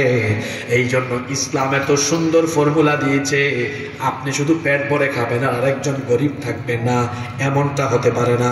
যাকাতের ফর্মুলা আল্লাহ দিয়েছেন। আল্লাহ বলছেন সফল কাম মুমিন এবং জান্নাতে মুমিন হবে তারা, সে শুধু নিজে ভালো খাবে, নিজে ভালো থাকবে তা নয়, বরং যাকাতের এই ফর্মুলার মাধ্যমে নিজের সম্পদের পরিচ্ছন্নতা, সম্পদের পবিত্রতা, তার নিজের জীবনের পবিত্রতার পাশাপাশি গোটা সমাজকেও সে বিকশিত করবে। গোটা সমাজকে পবিত্র করার জন্য এই যাকাত ভিত্তিক সুন্দর একটা সমাজ গঠন করবে। সব কিছুকে পবিত্রকরণের কাজ তারা করবে। আল্লাহু আকবার। আর যে ব্যক্তি নিজেকে এভাবে পরিশুদ্ধ বানাবে, পবিত্র বানাবে, সেই ব্যক্তি সফল হবে। এজন্য আল্লাহ তাআলা বলছেন ক্বাদ আফলাহা মান তাযাক্কা ওয়া যাকারা ইসমা রাব্বিহি ফাসাল্লা। অবশ্যই সে ব্যক্তি সফল হয়েছে যে ব্যক্তি নিজেকে পবিত্র করেছে, পরিচ্ছন্ন করেছে, পরিশুদ্ধ করেছে। আবার আল্লাহ তাআলা অন্য আয়াতে বলছেন, কোরআনে কারীমের 91 নম্বর সূরা সূরাতুশ শামসের 9 নম্বর আয়াত থেকে আল্লাহ বলছেন, 9 এবং 10 দুইটা আয়াতে আল্লাহ বলেছেন ক্বাদ আফলাহা মান যাক্কাহা ওয়া ক্বাদ খাবা মান দাসসাহা। অবশ্যই সফল কাম হয়েছে তারা নিজের জীবনকে পরিশুদ্ধ করেছে, তারা ব্যর্থ হয়েছে তারা নিজের জীবনটাকে পরিশুদ্ধ বানাতে পারেনি যারা। এজন্য আমরা 3 নাম্বার যে গুণ, সেটা হলো যাকাতের পথে অ্যাক্টিভ থেকে আমরা আমাদের নিজের জীবন এবং সমাজটাকে পবিত্রকরণের জন্য কাজ করব ইনশাআল্লাহ। এরপরে মুমিনদের 4 নাম্বার গুণাবলী আল্লাহ বলছেন ওয়াল্লাযীনা হুম লিফুরুজিহিম হাফিযুন ইল্লা আলা আজওয়াজিহিম আও মা মালাকাত أيمانهم فإنهم غير ملومين فمن ابتغى وراء ذلك فأولئك هم العادون। আল্লাহ তাআলা বলছেন সফল কাম মুমিন হলো তারা লজ্জাস্থানের হেফাজত করে, যারা successful indeed are the believers, those who guard their modesty। সফল কাম মুমিন তো তারা নিজের লজ্জাস্থানের হেফাজত করে যারা। যুবক ভাইয়েরা, আমি একটা মিসকিন যারা বিয়ে করে নাই, ব্যাচেলর আছে না ঘুমাই গেছে? কম নাকি সংখ্যায়? যুবক ভাইরা আছেন? ভালো করে শুনেন, সফল কাম মুমিন জান্নাত লাভের উপায় কেমন হবে, কেমনে আমরা কোন গুণ অর্জন করে জান্নাতি হব। আল্লাহ বললেন মুমিনের গুণাবলী হবে এমন, এই মুমিন লজ্জাস্থানের অপব্যবহার করবে না, বিবাহ বহির্ভূত কোনো হারাম রিলেশন করবে না। মহিলা প্যান্ডেলে থাকা স্কুল কলেজ ইউনিভার্সিটির বন্ধুদেরকে বলবো, বয়ফ্রেন্ড বানায়া নিজের মা বাবার মুখে চুনকালি দেওয়ার অপচেষ্টা করবেন না। এখানেও আমি যুবকদেরকে, ছাত্রদেরকে বলবো, গার্লফ্রেন্ড বানানোর কোনো ধরনের আজে বাজে চিন্তা করবেন না। বিবাহ বহির্ভূত হারাম রিলেশন, এটা একজন ছাত্রের জীবনকে, একজন মানুষের জীবনকে, যৌবনকে, ক্যারিয়ারকে, সব কিছুকে নষ্ট করে দেয়। একজন মুমিনের মুমিনের এই গুণ হবে না, বড় একজন মুমিন সে তার লজ্জাস্থানের হেফাজত করবে। আল্লাহ সূরা মুমিনুনের মধ্যে, আল্লাহ সূরা নূরের মধ্যে নারী পুরুষকে একই রকম কথা বলেছেন, কুল্লিল মুমিনিনা ইয়াগুদ্দু মিন আবসারিহিম ওয়া ইয়াহফাযু ফুরুজাহুম। আর নারীদেরকে আল্লাহ বলেছেন ওয়া কুল্লিল মুমিনাতি ইয়াগুদ্দুনা মিন আবসারিহিন্না ওয়া ইয়াহফাযনা ফুরুজাহুন্না। আল্লাহ বলেছেন হে নবী, মুমিন পুরুষ আর মুমিন নারীদেরকে একই রকমের কথা বলেন, তারা যেন পরপুরুষ থেকে এবং পরনারী থেকে নিজেদের চক্ষুকে নিম্নগামী করে রাখে। হুকুমটা কার? এবং তারা যেন তাদের লজ্জাস্থানকে হেফাজত করে। লজ্জাস্থানকে হেফাজত করার, চরিত্রকে সুন্দর রাখার জন্য প্রথম যে প্রক্রিয়াটা অবলম্বনের কথা কোরআন বলেছে সেটা হলো চক্ষুকে নিয়ন্ত্রণ করা। কারণ চক্ষুকে বলা হয়, আল্লামা ইমাম কুরতুবী রাহমাতুল্লাহি আলাইহি বড় দামি একটা কথা বলেছেন। তিনি বলেছেন চক্ষু হলো মানুষের হৃদয়ের আয়না। কেউ যদি তার চক্ষুকে হেফাজত করতে পারে, জিনা ব্যভিচার থেকে সে তাকে বাঁচাতে পারবে। কারণ একটা বাজে জিনিস সে তো প্রথম দেখে কি দিয়ে? আরো জোরে বলেন, কি দিয়ে? ওইটাই যদি আমি হেফাজত করতে পারি তো জিনার দরজা তো আমি বন্ধ করে দিলাম। এজন্য গবেষক আলেমগণ বলেন জিনার দরজা হলো চোখ, জিনার দরজা হলো চোখ। কারণ চক্ষু দিয়ে দেখে, তারপরে ভাবে, এরপরে অ্যাকশনে নামে। এই জন্য তো আল্লাহর নবী বড় মহব্বত করে যুবকদেরকে বলেছেন, ইয়া শাবাবাল ইসলাম, হে ইসলামের যুবকেরা, গদ্দু আবসারুকুম, তোমাদের চক্ষুকে হেফাজত করো, ওয়াহফাযু ফুরুজাকুম, লজ্জাস্থানের হেফাজত করো। এটা যদি করতে পারো, রাসূল বলেছেন কিয়ামতের দিন আমি তোমার জন্য জান্নাতের জিম্মাদার হয়ে যাব। লজ্জাস্থানের হেফাজত করতে হবে। কোন ধরনের অনৈতিক হারাম রিলেশন করা যাবে না। আজকে আমার সমাজে হারাম রিলেশন আছে না নাই? আর যারা কলেজে বিশ্ববিদ্যালয়ে পড়ো, তোমাদেরকে বলে যাই ভাই, এত করে বুঝাই তোমরা বুঝো না। তোমাদের এই বয়স আমরা পাস করে আসছি, এই স্টেজে যারা আছেন তারাও পাস করে আসছেন। তুমি তোমার নিজের ক্লাসের, তোমার একই ক্লাসে থাকা মেয়ের দিকে তাকায়া হুদাই পড়ালেখা নষ্ট করে না, ওই জরিনা সকিনার চিন্তা কইরা। কারণ তুমি অনার্স ফাইনাল ইয়ারের পরীক্ষা দেওয়ার আগে তার 3-4টা বাচ্চা হয়ে যাবে। তো এই মেয়েটার দিকে তাকায়া কেন পড়ালেখায় অমনোযোগী হয়েছ? আর স্টুডেন্ট লাইফে খবরদার নারীর ফিতনায় পড়বা না, তোমার ক্যারিয়ার শেষ হয়ে যাবে, জীবন শেষ, যৌবনও শেষ। বরং পড়ালেখায় মন দাও, আজান হলে নামাজে যাও। তোমার ক্যারিয়ার ভালো হলে আর তুমি চরিত্রবান হলে দৌলতপুরে মনোহরদীর নরসিংদীর সুন্দরী সুন্দরী জরিনা সকিনার বাপেরা তোমার কাছে তার মেয়ে বিয়ে দেওয়ার জন্য তোমার পিছে ঘুরঘুর করবে। তুমি ইতরের মতো মেয়েদের পিছনে ঘোরাও কেন? নিজেকে ওই যোগ্যতায় নিয়ে যাও যাতে মেয়ের বাপ তোমার পিছে ঘুরে। এজন্য আমার যুবক ভাইদেরকে আমি অনুরোধ করব, খবরদার জিনা ব্যভিচারের ধারে কাছেও যাবেন না। আল্লাহ নিষেধ করেছেন ওয়ালা তাকরাবুজ জিনা, জিনার নিকটবর্তীও হয় না। আমার আরেকটা হাদিস আমার এখন মনে পড়লো, আল্লাহ নবী বলেছেন ইদা জানার রাজুলু, যখন কোন ব্যক্তি জিনা করে, খরাজা মিনহুল ঈমান, তার ভেতর থেকে ঈমান বের হয়ে যায়, কানা আলাইহি কাবুল্লাহ, ওই ঈমান তার অন্তর থেকে বের হয়ে মাথার উপরে শামিয়ানার মতো, ছায়ার মতো ভাসতে থাকে। যখন সেই ব্যক্তি তওবা করে তখন তার ঈমান আবার ভেতরে ঢুকে। কিন্তু কেউ যদি তওবা না করে জিনার পথেই থাকে, সেই ব্যক্তি ঈমানদার থাকে না, বেঈমান হয়ে যায়। তাহলে মুমিন জিনা ব্যভিচার করবে না, লজ্জাস্থানের অপব্যবহার করবে না, বরং একজন মুমিন সে তার নিজের চরিত্রকে হেফাজত করবে। তার চরিত্রকে কি করবে? হেফাজত করবে। আর চরিত্র হেফাজতের জন্য বিয়ে শাদী গুলোকে একটু সহজ করে দিতে হবে। কিন্তু আমাদের দেশে বিয়ে সহজ না কঠিন? জিনা করা সহজ, একটা মেয়ে নিয়ে চক্কর দেওয়া যায়, ঘুরানো যায়, এটা সহজ, পুলিশও কিছু বলবে না, ঘুরান। কিন্তু বিয়ে করা কঠিন। এই দৌলতপুরে মুন্না যদি মুন্নিরে নিয়ে বেড়াইতে চায় পারবে, সহজ। কিন্তু মুন্না যদি মুন্নির বাপকে গিয়ে বলে আপনার মেয়েকে বিয়ে করব, মুন্নির বাপ প্রথমেই বলবে তোমার কি বাড়ি গাড়ি আছে, তোমার কি টাকা পয়সা আছে, কত টাকা কামাও? বলে চাচা এই তো কোনো মতে চলতেছে, আমার তো বয়স কম, আস্তে আস্তে ইনকাম বাড়বে। বলো না, হবে না, তোমার তো বাড়ি গাড়ি নাই।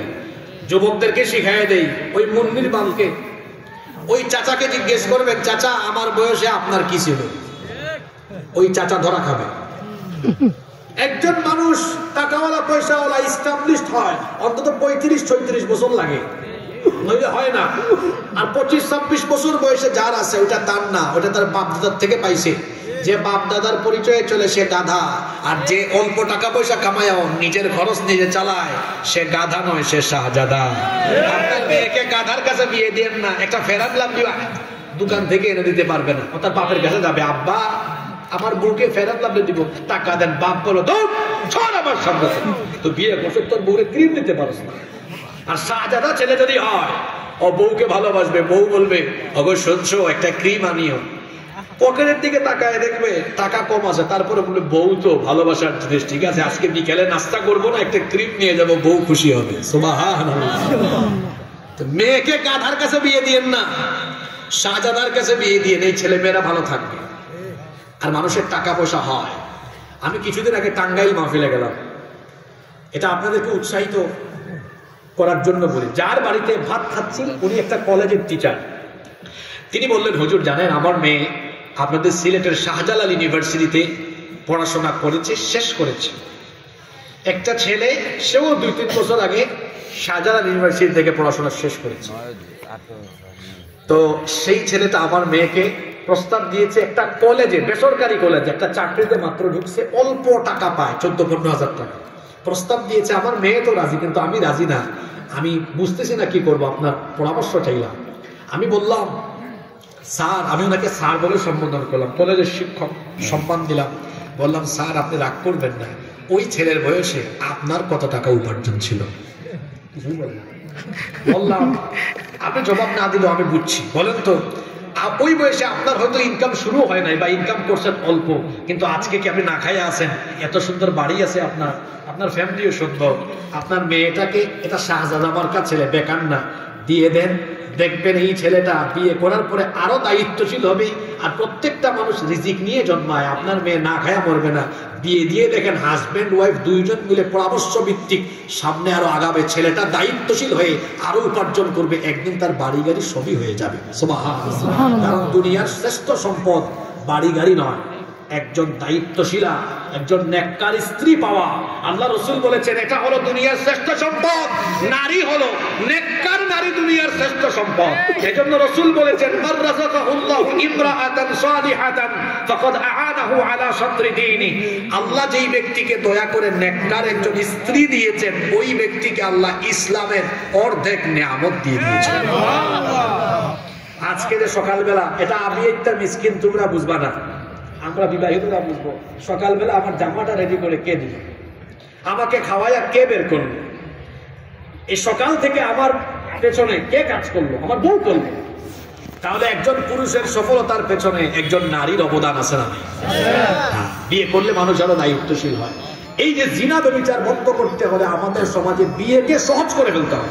মোহরানা কমায় দেন, ছেলে মেয়েদের বিয়ের প্রক্রিয়া সহজ করে। তাইলে ওই যে ওয়াল্লাযিনা হুম লিফুরুজিহিম হাফিজুনের কথা আল্লাহ বলেছেন যে জান্নাত লাভের উপায় হবে এমন, সফলকাম মুমিনের গুণাবলী হবে এমন, এরা লজ্জাস্থানের অপব্যবহার করবে না, জিনা ব্যভিচার করবে। আমাদের এই দৌলতপুর থেকে আমরা জিনা ব্যভিচারকে কবর দিব, বিবাহের প্রক্রিয়া সহজ করব, যৌতুক মুক্ত এবং নবীর তরিকায় একেবারে সুন্দরভাবে হালালভাবে আমরা সুন্দরভাবে শরীয়ত সম্মত তরিকায়, রাসূলের তরিকায় অল্প পয়সায় আমাদের এলাকায় বিয়ে চালু করে দিব ইনশাআল্লাহ। কষ্ট হচ্ছে বেশি, তাই না? এই তো শেষের দিকে চলে আসতেছে, আমরা মোনাজাত না করে চলে যাবেন নাকি? 3 দিনের মাহফিলে তো কষ্ট করলেন, মোনাজাত করে যাবো আমরা ইনশাআল্লাহ। 4টা চলে গেছে, আর 3টা মাত্র। নাম্বার 5, জান্নাত লাভের উপায়, সফলকাম মুমিনের গুণ কি হবে? আল্লাহ তাআলা 5 নাম্বার আয়াতে আল্লাহ তাআলা এবার 5 এবং 6 দুইটা গুণাবলী একটা আয়াতের ভেতরে বলে দিলেন। যারা পারেন আমার সাথে পড়েন, ওয়াল্লাযীনা হুম লিআমানাতিহিম ওয়া আহাদিহিম রাউন। সফলকাম মুমিন তো তারা, এরা জান্নাত লাভের জন্য কি করবে? জান্নাতে মুমিনদের গুণ হবে আমানতের খেয়ানত করবে না, ওয়াদা ভঙ্গ করবে না। আমানতের খেয়ানত আর ওয়াদা খেলাফ করে এটা মুমিনের স্বভাব না, এটা হলো মুনাফিকের স্বভাব। এজন্য আল্লাহ নবী বলেছেন মুনাফিকের যে স্বভাব আছে তার মধ্যে এই স্বভাবগুলো মুনাফিকের। ইদা হাদ্দাতা কাযাবা, যখন সে কথা বলে মিথ্যা বলে। ওয়া ইদা ওয়াদা আখলাফা, যখন সে ওয়াদা করে ওয়াদা ভঙ্গ করে। ওয়া ইদা তুমিনা খানা, তার কাছে আমানত রাখা হলে আমানতের খেয়ানত করে। আমানতের খেয়ানত করা যাবে না। এখন প্রশ্ন হতে পারে হুজুর আমানতটা কি রকমের হতে পারে? আমানত তো অনেক ধরনের হতে পারে। মনে করেন আপনি একটা প্রতিষ্ঠানে দায়িত্ব পালন করেন, এই দায়িত্ব আপনার কাছে আমানত। আপনি যদি দায়িত্ব সুচারুভাবে সুন্দরভাবে পালন না করেন, আমানতের খেয়ানত হয়ে যাবে। ঠিক তেমনি ভাবে এই যে মাহফিলে আমরা যারা দায়িত্ব পালন করছি, এটাও আমানত। ঠিক তেমনি ভাবে জনগণের দায়িত্ব পালন করা, দেশে রাষ্ট্রে দায়িত্ব পালন করা, সেটাও আমানত। দায়িত্বে যদি অবহেলা করে আপনি যদি কোথাও 2 নম্বরই করেন, সেটা হয়ে যাবে আমানতের খেয়ানত। মুমিন কখনো আমানতের খেয়ানতকারী হবে না। আপনার কাছে কেউ টাকা পয়সা জমা রাখলো, আপনি সেই টাকা নিজের সম্পদ মনে করে ভোগ করে ফেললেন। এই রকম চোর আর ডাকাত সমাজে কম বেশি আছে না নাই? এটা হলো আমানতের খেয়ানত। মুমিন তো আমানতের খেয়ানতকারী হবে না। কেউ আপনার কাছে একটা কথা বললো ভাই এই কথাটা কাউকে বলবেন না। দেখা যায় সেও আরেকজনকে বলার পরে বলে আপনি এটা কাউকে বললেন না। তাইলে বলেন তো কথার আমানত থাকলো না খেয়ানত হয়ে গেল? ঠিক তেমনি ভাবে ওয়াদা করে ওয়াদা নষ্ট করা, ওয়াদা খেলাফ করা, এইটাও হলো মুনাফিকের আলামত। এটা মুমিনের গুণ নয়, বরং মুমিনের গুণ হলো ওয়াদা রক্ষা করা। আমাদের সমাজে ওয়াদা ভঙ্গকারী এমন বহু মানুষ আছে। আপনার কাছ থেকে 1000 টাকা ধার নিল, ওয়াদা করলো ভাই আগামী 2 জুমা পরে দিয়ে দিব। 2 জুমা গিয়ে 200 জুমা চলে যায়, তার আর দেখা মিলে না। এই ওয়াদার বর খেলাফ কেন করলেন ভাই? আপনি দিতে পারছেন না, ওনার কাছে যান, গিয়ে বলেন আমাকে আরো কিছু সময় দেন, দিয়ে দিব। ওয়াদা নষ্ট করবেন না, কারণ ওয়াদা খেলাফ করলে মুমিন থাকে না, কি হয়ে যায়? মুনাফিক হয়ে যায়। তাহলে সফল কাম মুমিন, জান্নাতে মুমিনের 5 এবং 6 নম্বর গুণাবলী আমরা জানলাম। ওয়াল্লাযীনা হুম লিআমানাতিহিম ওয়া আহদিহিম রাউন, তারা আমানত এবং ওয়াদা রক্ষা করে। 7 এবং সর্বশেষ গুণাবলী হলো খুব গুরুত্বপূর্ণ, মন দিয়ে শুনেন। ওয়াল্লাযীনা হুম আলা সালাওয়াতিহিম ইউহাফিযুন, আর তারা তাদের নামাজ সমূহের হেফাজত করে। আচ্ছা, কারা কারা মনোযোগ দিয়ে শুনলেন দেখি। আল্লাহ গুণাবলী শুরু করার বেলায় প্রথম গুণ বলেছেন কি সম্পর্কে? নামাজ সম্পর্কে। আবার আল্লাহ শেষও করেছেন কি সম্পর্কে? প্রথমে ছিল নামাজের খুশুয়ের বিষয়, শেষে আল্লাহ বলেছেন নামাজের হেফাজত করা। তাহলে একজন মুমিনের জীবনের শুরু থেকে শেষ পর্যন্ত যে ইবাদতের সাথে সম্পর্ক থাকবে সেই ইবাদতের নাম কি? নামাজ, সালাত। আশ্চর্যের কথা হলো কেউ রাগ করবেন না, আমার দেশে মাহফিলে প্যান্ডেলের ভিতরে মানুষের জায়গা হয় না, কিন্তু দেখা যায় নামাজের টাইমে মসজিদে কোনো মুসল্লি পাওয়া যায় না। এটা বড় দুঃখজনক ব্যাপার। রাত 12টা 12:30 পর্যন্ত ওয়াজ শুনে কিন্তু ফজরের নামাজ আদায় করে না। ওয়াজ শোনা হলো নফল, কিন্তু 5 ওয়াক্ত নামাজ আদায় করা হলো ফরজ। আল্লাহর নবী মসজিদ তিনি নির্মাণ করলেন এমন ভাবে, মসজিদে নববীর উপরে কোনো পাকা ছাদ কিংবা টিনের চালও ছিল না, খেজুর পাতার ছাউনি। দেখা যেত অত্যন্ত রোদের দিনে দেখা যেত রোদ ভেতরে ঢুকে মরুভূমির বালি অগ্নিতপ্ত হয়ে যেত। বৃষ্টির দিনে বৃষ্টি পড়তো, তারা সেখানে সাজদা দিলে পরে নাকে কপালে হাঁটুতে হাতে কাদা লেগে যেত। আহারে, আল্লাহ নবীর মসজিদ ছিল কাঁচা। আল্লাহ নবীর মসজিদে দামি কোনো টাইলস বা ইটালিয়ান কার্পেটও ছিল না। আল্লাহ নবীর মসজিদ ছিল কাঁচা, কিন্তু মুসল্লি ছিল পাকা। আর আমাদের এখন সব মসজিদ হয়ে গিয়েছে পাকা, কিন্তু দুঃখের ব্যাপার মুসল্লির অভাবে আমাদের মসজিদ থাকে ফাঁকা। জান্নাতি মুমিন বিষয় তো দিয়েছেন জান্নাত লাভের উপায়। জান্নাত লাভ করতে হলে প্রত্যেক মুমিনকে নামাজি হতে হবে। নামাজ ছাড়া জান্নাতে যাওয়ার আশাও করা যাবে। আর শয়তান একজন মুমিনকে জাহান্নামে নেওয়ার জন্য সবচাইতে যে বিষয়টি সম্পর্কে মুমিনকে এসে ধোঁকা দেয় সেই বিষয়ের নাম হলো নামাজ। এই জন্য হাদিস শরীফে এসেছে শয়তান কোন সময় হাসে আর কোন সময় কাঁদে। হাদিসটা ভালো করে খেয়াল করেন। আল্লাহর নবী বলেছেন, যখন কোনো মুমিন আল্লাহ তাআলাকে সাজদা দেয়, শয়তান এই সাজদার দৃশ্য দেখার পরে ইনকাতানহু, শয়তান ওই ব্যক্তির সাথে সম্পর্ক ছিন্ন করে ওই ব্যক্তির কাছ থেকে দূরে চলে যায়। ফায়াবকি, ওই ব্যক্তির সাজদার দৃশ্য দেখে কাঁদে। তার মানে আপনি নামাজে গেলে শয়তান কাঁদে, আর আপনি নামাজে না গেলে শয়তান হাসে। কথা বুঝতে পারলে সবাই একটু পুরুষোচিত কণ্ঠে জবাব দেন তো দেখি, আমরা নামাজে গেলে শয়তান হাসে না কাঁদে? আরো জোরে বলেন। আর নামাজে না গেলে শয়তান হাসে। তাহলে এই হাদিস আপনাকে আমাকে একটা কড়া বার্তা দিল, আমরা নামাজে গেলে ইবলিস কাঁদে, না গেলে ইবলিস হাসে। Okay fine, now take your decision. এখন আপনি আপনার সিদ্ধান্ত এখানে নেন। কেউ চুপচাপ থাকবেন না, চুপ থাকলে বিপদ আছে।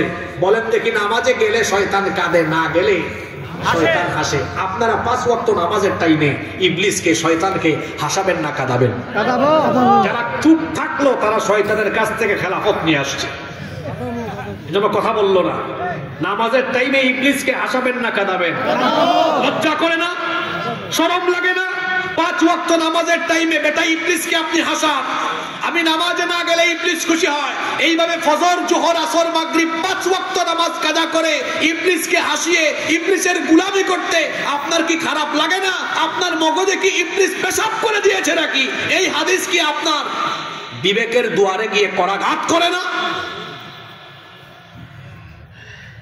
কি জীবন গঠন করেছেন আপনি? হ্যাঁ, আপনার নামাজের খবর নাই, আপনার ফজর গিয়েছে কেন? আমার জাতীয় কবি, আমি তাকে বড় মহব্বত করি, কারণ এত সুন্দর লেখনী তিনি উপহার দিয়েছেন। পৃথিবীতে কোনো কবি এত সুন্দর লেখা উপহার দিতে পারে নাই। আমার জাতীয় কবি সমাজের বেনামাজি মানুষদের চরিত্র বড় সুন্দর করে কবিতার লাইনে তুলে ধরেছেন। তিনি বলছেন, ঘুমাইয়া কাজা করেছ ফজর, তখনও জাগনি যখন জোহর, হেলায় খেলায় কেটেছে আসর, মাগরিবের ওই শুনে আযান, এখনো জামাতে হওরে শামিল, এখনো এর সাথে আছে স্থান, বাজিছে দামামা বাদরে মামা, শির উঁচু করি মুসলমান, দাওয়াত এসেছে নয়া জামানার, ভাঙা কেল্লা উড়ে নিশান। 5 ওয়াক্ত নামাজ কেমনে যায় কবি এই কবিতায় বলেছে। ঘুমাইয়া কাজা করেছে ফজরের টাইমে ঘুমায় থাকলেন। এই যে ঘুমায়া থাকলেন, নামাজে আসলেন না, খুশি হইল কে? শয়তান। নামাজে গেলে খুশি হইতো কে? লজ্জা করে না? শয়তানকে খুশি করে শয়তানের গোলামি করে দিন আরম্ভ করেন। আপনার পরিচয় আপনার নিজের বিবেককে জিজ্ঞেস করেন, নিজেকে বলেন, এই তুই যে ফজরের নামাজ পড়লি না, তুই তো আল্লাহর গোলাম না, তুই শয়তানের গোলাম। খারাপ লাগে না?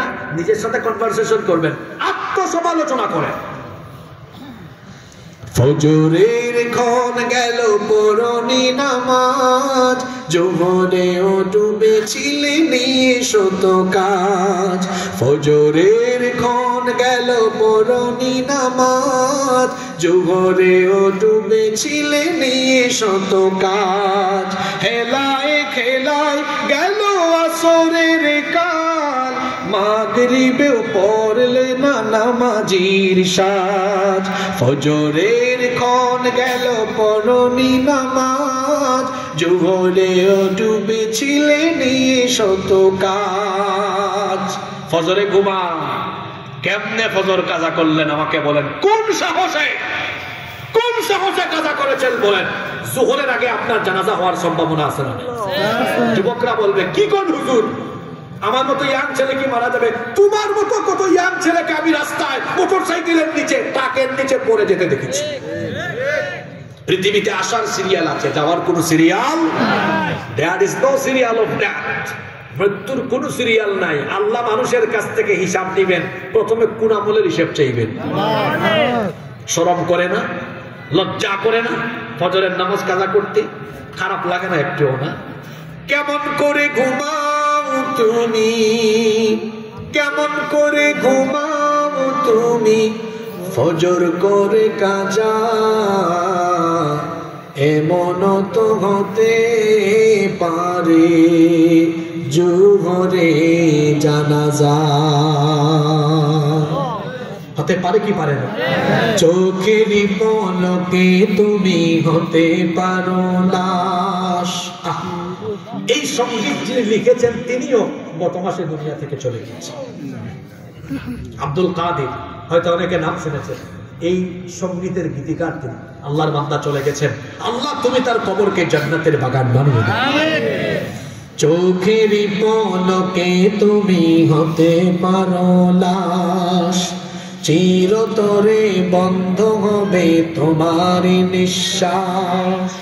চোখের পলকে তুমি হতে পারো লাশ, চিরতরে বন্ধ হবে তোমার নিঃশ্বাস।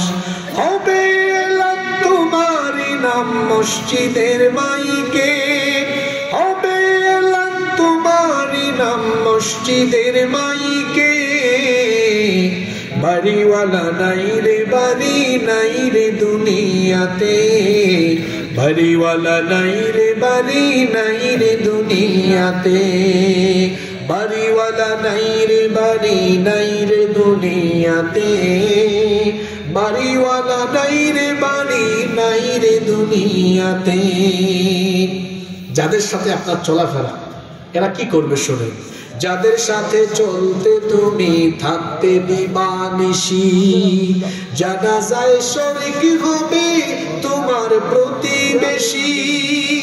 যাদের সাথে চলতে তুমি থাকতে দিবানিশি, জানাজায় শরীক হবে তোমার প্রতিবেশী। স্বজনেরা নিয়ে যাবে তোমাকে পালকিতে, বাড়িওয়ালা নাই রে বাড়ি নাই রে দুনিয়াতে, বাড়িওয়ালা নাই রে বাড়ি নাই রে দুনিয়াতে। বাড়ি থাকবে, বাড়িওয়ালা। সুতরাং দয়া করে নামাজ তরক করবেন না। মুমিনের পরিচয়, মুমিন নামাজি, মুমিন বেনামাজি হয় না। যেটা বেনামাজি এটা মুমিন না।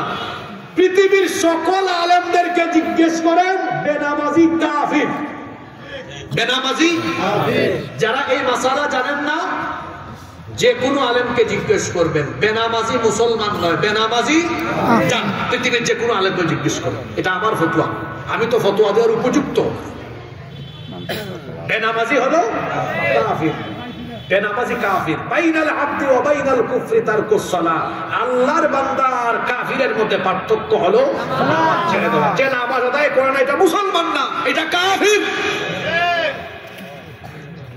কালকে আবার সানাউল্লাহ ভাইয়ের সাথে মারামারি করেন না যে হুজুর যে একটা কথা কইয়া গেল, কোন জাতের হুজুর আর না, আমরা তো সপ্তাহে একদিন আসি, তাও তো নামাজি আছি। হুজুর যে বইলা গেল নামাজ কাজা করলে কাফির, সানাউল্লাহ ভাইয়ের সাথে ঝামেলা করেন না। আপনি যে কোনো বড় আলেমকে জিজ্ঞেস করবেন, বেনামাজি বেনামাজি কাফির, আর নামাজি মুমিন। নামাজি আল কোরআনের আলোকে, আল কোরআনের আলোকে জান্নাত লাভের উপায়। মুমিনের নামে সূরাই আছে, এই সূরায় প্রকৃত মুমিনের পরিচয় আছে, আর এই মুমিন জান্নাত লাভ করবে কেমনে সেই তরিকাও বলা আছে। কয়টা তরিকা? জোরে বলেন তো কয়টা? দেখি কারা কারা মনে রাখলেন। 1 নাম্বার নামাজে বিনয় অবলম্বন করা, 2 নাম্বার অনর্থক কথা এবং কাজ থেকে বিরত থাকা, 3 নাম্বার যাকাতের পথে অ্যাক্টিভ সক্রিয় থাকা, 4 নাম্বার লজ্জাস্থানের হেফাজত করা, 5 নাম্বার আমানত রক্ষা করা, 6 নাম্বার ওয়াদা রক্ষা করা, 7 নাম্বার 5 ওয়াক্তের নামাজি হওয়া। আমরা বললাম আল্লাহ 7টা গুণ আমরা দৌলতপুরের মা বোনেরা, নারী পুরুষ সবাই যদি আমরা অর্জন করি, আমাদের ফায়দা কি হবে আল্লাহ আপনি বলে দেন। আল্লাহ বললেন তোমাদের ফায়দা হলো, পরের আয়াত থেকে আল্লাহ বলছেন, উলাইকা হুমুল ওয়ারিসুনাল্লাযীনা ইয়ারিসুনাল ফিরদাউসা হুম ফিহা খালিদুন। বাবা মারা গেলে ওই বাবার সন্তানটা যেমন তার বাবার সম্পদের ওয়ারিশ হয়ে যায়, এই 7টা গুণাবলী সম্পন্ন মুমিনরা মারা যাওয়ার পরেও ঠিক তেমনি ভাবে আল্লাহর জান্নাতুল ফেরদাউসের ওয়ারিশ হয়ে যায়। শেষ আজকের আলোচনা।